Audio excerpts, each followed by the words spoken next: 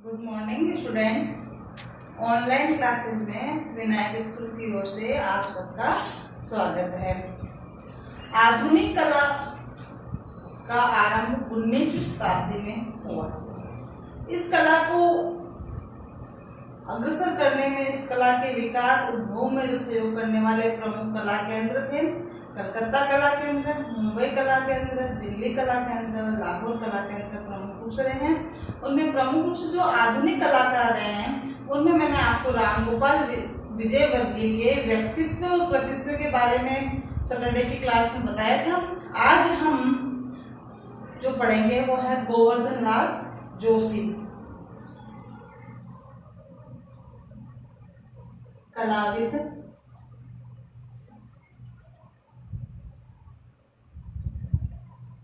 गोवर्धन लाल जोशी। आज हम गोवर्धन लाल जोशी के व्यक्तित्व और कृतित्व के बारे में जानकारी हासिल करेंगे। गोवर्धन लाल जोशी का जन्म 15 मार्च 1914 को, जन्म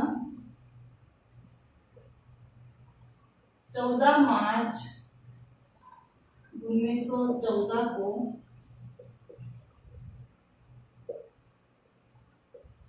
उदयपुर के कांकरोली में हुआ। गोवर्धन लाल जोशी का जन्म कहाँ हुआ? उदयपुर में हुआ। उदयपुर के कांकरोली नामक कस्बे में हुआ। कब हुआ? 14 मार्च 1914। इसमें कई दफा आप देखना, कई किताबों में जो है 15 मार्च भी लिखा मिलता है, कई किताबों में 14 मार्च लिखा मिलता है। तो इसका जो सही है वो 14 मार्च है। 14 मार्च 1914 को उदयपुर के कांकरोली में हुआ था और उन्होंने नाहक द्वारा पहुंचकर वहां के प्रसिद्ध चित्रकार घीसाराम से चित्रकला की आरंभिक शिक्षा जो है ग्रहण की थी। किससे की थी? आरंभिक शिक्षा नाहक द्वारा के घीसाराम जी से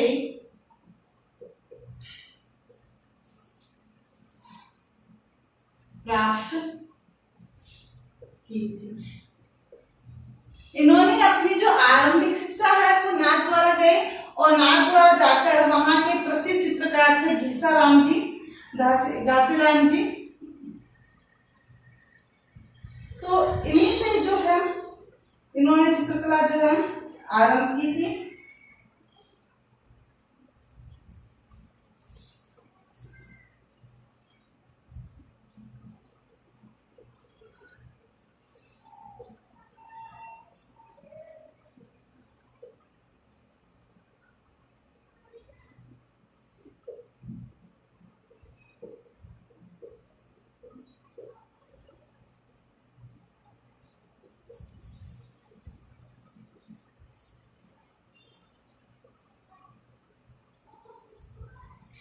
घासीराम जी ने इन्हें रंग व रेखाओं की जानकारी जो है प्रदान की थी और उसके पश्चात उनकी जो रुचि है वो कला के प्रति जो है अधिक बढ़ गई थी।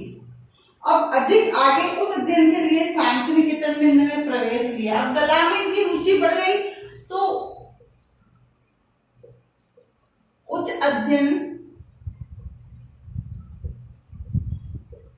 के लिए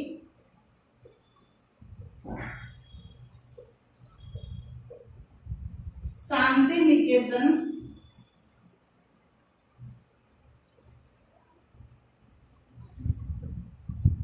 में प्रवेश लिया। अब कला के प्रति रुचि बढ़ने से इन्होंने क्या किया? उच्च अध्ययन के लिए शांति निकेतन में प्रवेश लिया और वहां पर जो है 1936 में डिप्लोमा पूर्ण करके गोवर्धन लाल जोशी जो है उदयपुर आ गए थे। कब अध्ययन पूरा किया इन्होंने? 1936 में। 1936 ईस्वी में डिप्लोमा प्राप्त कर उदयपुर आ गए। अब इन्होंने डिप्लोमा तो प्राप्त कर लिया कला में, और शांति निकेतन कलकत्ता में है, कलकत्ता से ये उदयपुर आ गए। अब उदयपुर आकर ये विद्या भवन में कला अध्यापक के रूप में कार्य करने लगे। उदयपुर के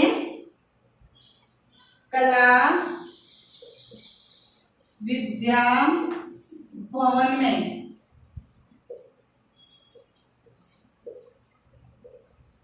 अध्यापक के रूप में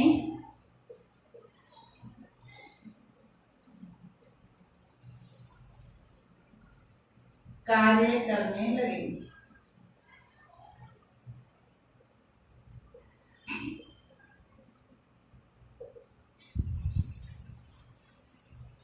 वहीं पे कला विद्या भवन में, वहीं पे कहा? उदयपुर में ही एक कला अध्यापक के रूप में वहां कार्य करने लगे। अब लोग इन्हें भीलों का चितेरा कहते थे। गोवर्धन लाल जोशी जो है भीलों के जीवन से अत्यधिक प्रभावित थे। किससे? भीलों के जीवन से।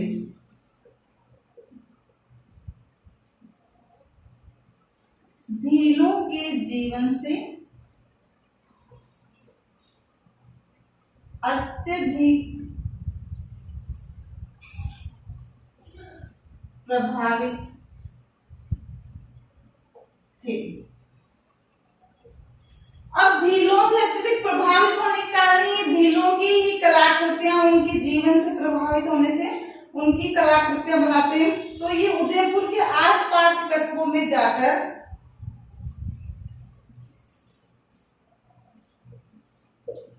उदयपुर के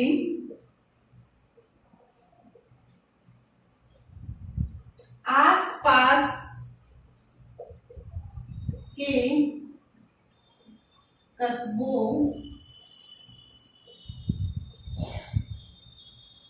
में जाकर उदयपुर के आसपास के जो कस्बे हैं वहां पर जाते और जाकर आदिवासी भीलों के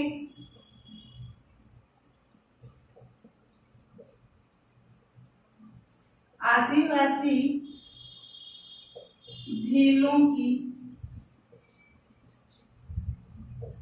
कलाकृतियां बनाते या रेखांकित करते। और उसके पश्चात जो भीलों में के अलावा जो चित्र बनाते वो भीलों के अतिरिक्त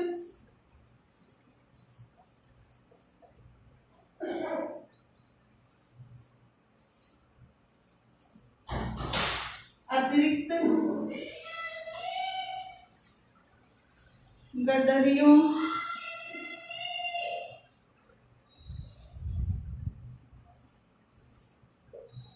बंजारों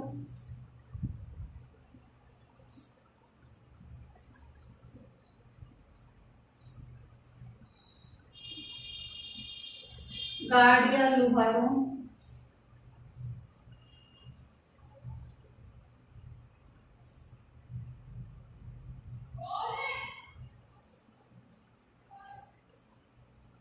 रेखांकन करते। इसका दोहरान करवाते आगे बढ़ूंगी मैं। कलाविद गोवर्धन लाल जोशी का जन्म 14 मार्च 1914 को उदयपुर के कांकरोली नामक कस्बे में हुआ। आरंभिक शिक्षा इन्होंने नाथद्वारा की घासीराम जी से प्राप्त की और घासीराम जी ने इन्हें जो है रंग और रेखाओं पर जानकारी दी। इससे इनकी कला में जो है रुचि बढ़ गई थी। उच्च अध्ययन के लिए शांति निकेतन में इन्होंने जो है प्रवेश लिया और 1936 में इन्होंने सांख्यिकी कला में डिप्लोमा प्राप्त कर लिया। कब किया? 1936 में जो है इन्होंने कला में जो है डिप्लोमा प्राप्त कर लिया। और उसके बाद ये उदयपुर आए। उदयपुर के कला विद्या भवन में अध्यापक के रूप में कार्य करने लगे। भीलों के जीवन से ये अत्यधिक प्रभावित हुए, इसलिए इन्होंने उदयपुर के आसपास के कस्बों में जाकर आदिवासी भीलों की जो है कलाकृतियां बनाते, उनसे प्रभावित होते। और इसके अलावा वो गडरियों, बंजारों, गाड़ियों, लोहारों आदि का भी रेखांकन करते थे। उनकी लगन को देखकर स्थानीय लोग उन्हें बाबा कहते, क्योंकि बाबा वहां जो गाँव में जाते और कलाकृतियां बनाते लोगों की, तो आसपास के सभी बच्चे उन्हें आकर बोलते, बाबा क्या कर रहे हो, बाबा क्या बना रहे हो। तो बाबा नाम से ये प्रसिद्ध हो गए थे और लोग इन्हें बाबा कहकर पुकारने लगे।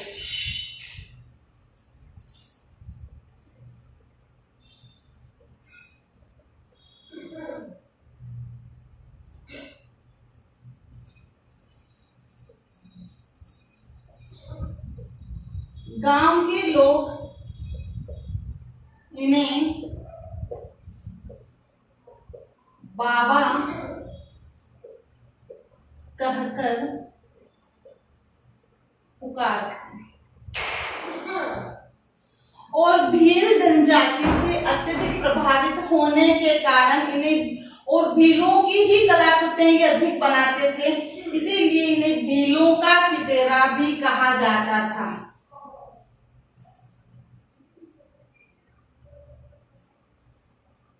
भीलों का चितेरा।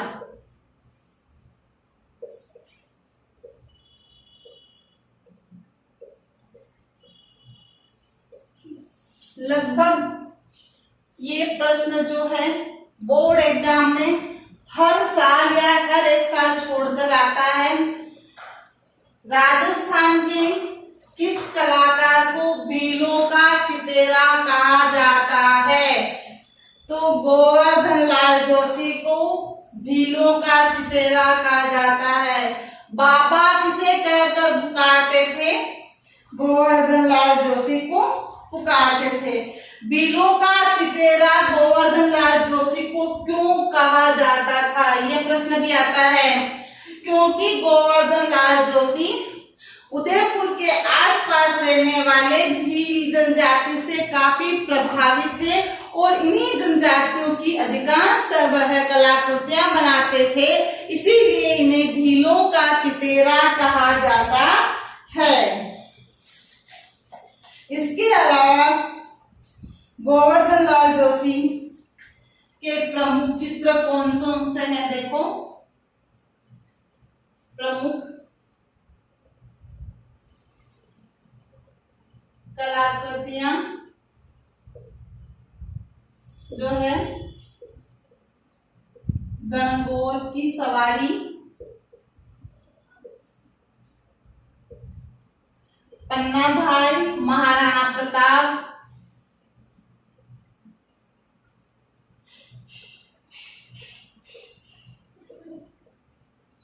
इनकी जो प्रमुख कलाकृति है वो कौन कौन सी है? गणगौर की सवारी, पन्नाधाय, महाराणा प्रताप, जौहर ज्वाला,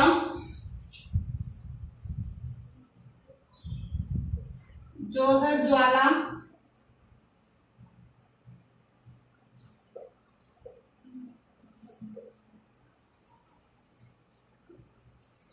बुद्ध निर्वाण,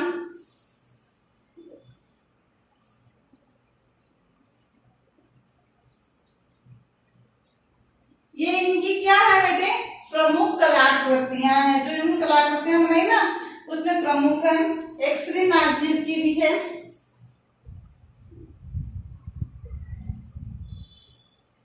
श्रीनाथ जी कलाकृतियां भी जो बनाई इन्होंने उनमें बहुत ही प्रमुख है।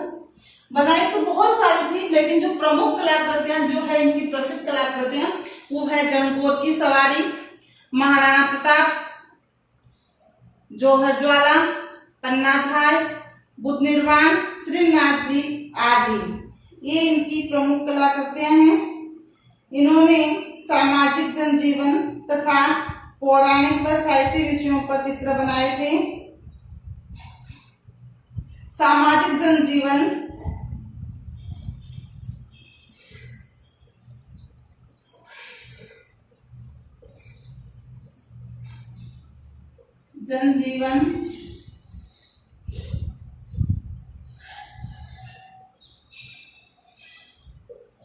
उत्सव, त्योहार आदि की भी इन्होंने जो है कलाकृतियां तैयार की थी। इसके अलावा पौराणिक व साहित्यिक विषयों पर आधारित जो है कलाकृतियां बनाई।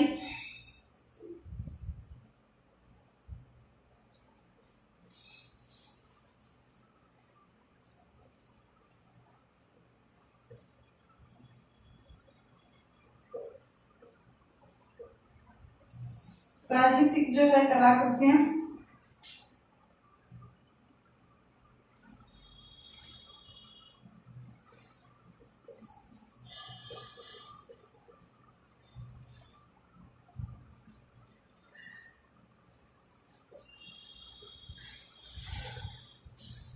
सामाजिक जनजीवन, उत्सव, त्योहार, पौराणिक व साहित्यिक जो है इन्होंने कलाकृतियां बनाई थी। इनके जो कलाकृतियों में रंग है वह प्रयुक्त हुए रंग जो चटक व धूसर दोनों प्रकार के रंग जो है प्रयुक्त हुए हैं। इनकी कला में धूसर व चटक दोनों रंगों का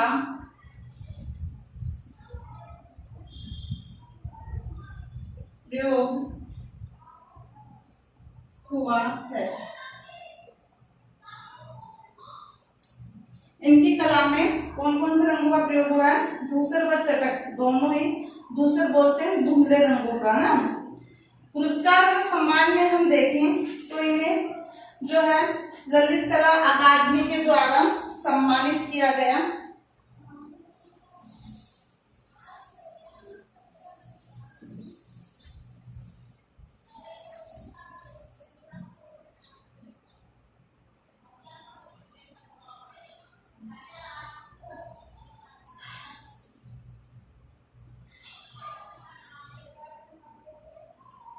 इन्हें जो है सम्मान है वह ललित कला अकादमी, कौन सी ललित कला अकादमी? राजस्थान ललित कला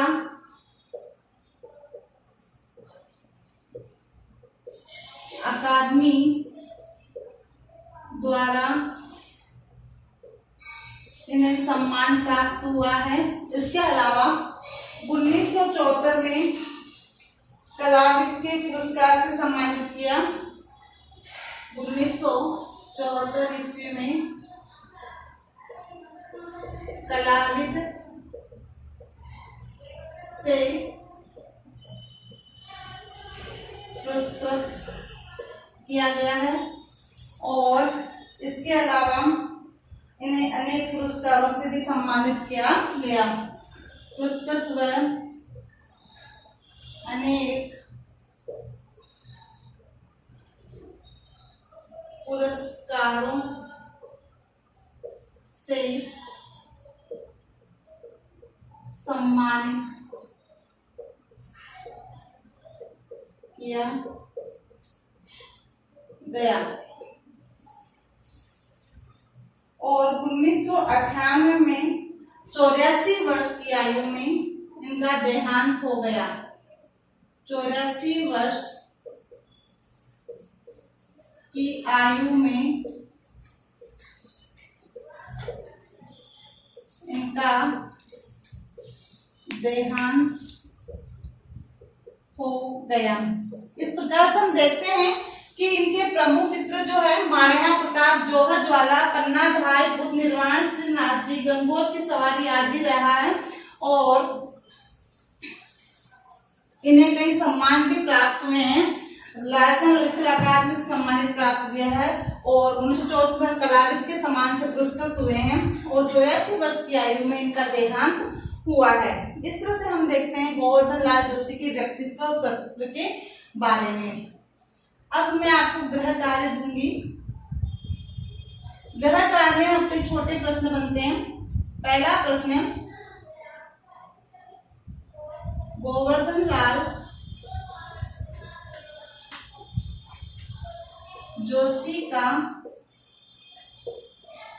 जन्म कब व कहाँ हुआ? 1914 में उदयपुर के कागरोली नामक कस्बे में जो है इनका जन्म हुआ। दूसरा प्रश्न है,